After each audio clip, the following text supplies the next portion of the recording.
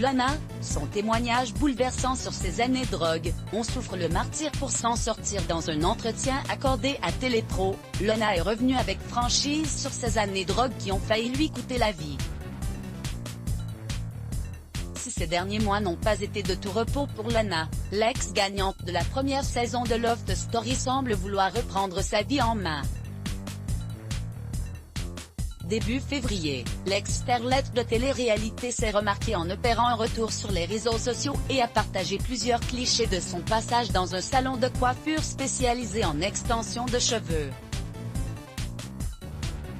Désireuse d'aller de l'avant, elle a promis à ses abonnés quelques belles surprises à venir. Je vous tiendrai informé au fur et à mesure. De retour, Lona is back for you, love forever. Gros bisous mes loulous. Je vous aime. S'est-elle réjouie.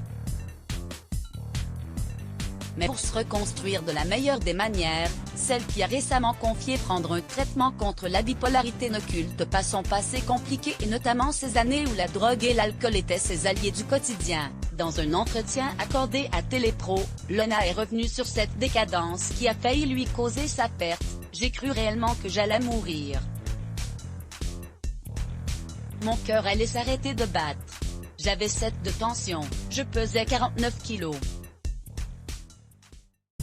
Je ne mangeais plus, j'avais des idées noires, plus aucune estime pour moi-même. Je suis devenue faible physiquement et mentalement. Se remémore-t-elle? Bien consciente du piège de la drogue, Lona se confie sans détour, c'est très compliqué de s'en sortir. La drogue est géniale quand on en prend au début, c'est le paradis, on est bien etc. Mais après il y a la fatigue, l'agoraphobie, les vertiges, des crises de tachycardie, on souffre le martyre pour s'en sortir. Ne commencez pas avec la drogue car la descente est horrible. Pour me sortir de la cocaïne, car c'est la drogue que je prenais en masse, je l'ai fait toute seule, je ne suis pas allée en clinique. S'est-elle expliquée. Heureusement, l'ex-compagne de Fred Covin semble désormais aspirer à une vie plus saine et en avoir fini avec ses démons. Aujourd'hui j'en suis totalement sortie. La peur de revivre ces moments-là m'aide à ne plus en prendre. Je n'en ai plus du tout envie.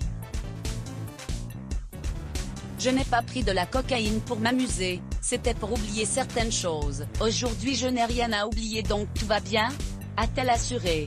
THL.